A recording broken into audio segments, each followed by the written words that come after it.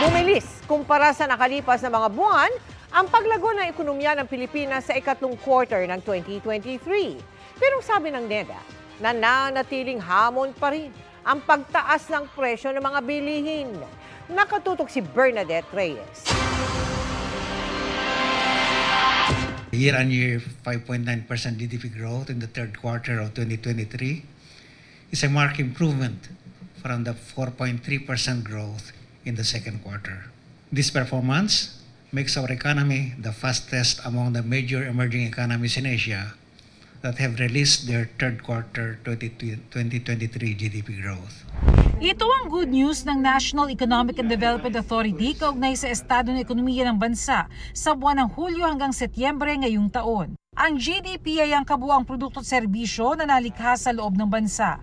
Mas mabilis ang paglago ng ekonomiya ng Pilipinas kumpara sa Vietnam, Indonesia, China at Malaysia. Pero kung ikukumpara sa parehas na panahon ng nakaraang taon, mas bumagal ito. Services na nakapagtala ng pinakamalaking paglago tulad ng accommodation and food service activities.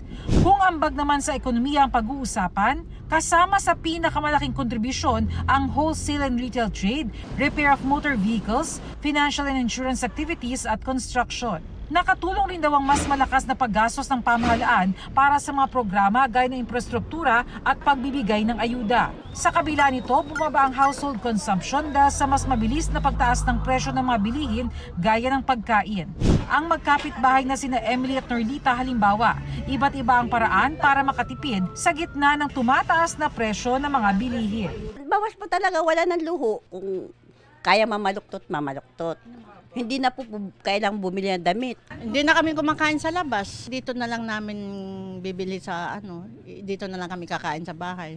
Ayon sa NEDA, nananatiling hamon ang pagtaas ng presyo ng mga bilihin kahit na bumagal na ito. As we further beat inflation down, we would be able to significantly improve economic performance because the inflation is a major factor contributing to the slowdown of household consumption.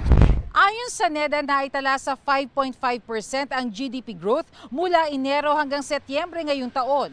Pero kailangan pa raw lumago ang ekonomiya ng 7.2% sa fourth quarter para maabot ang GDP target na 6 to 7% ngayong taon. It's still doable, still within reach, but of course the challenges are there, particularly the continued external factors, the threats that come from these geopolitical tensions, and of course the domestic inflation that we are facing.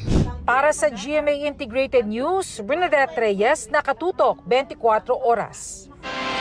Mga kapuso, kasama nyo kami 24 oras. Mag-subscribe sa GMA Integrated News sa YouTube.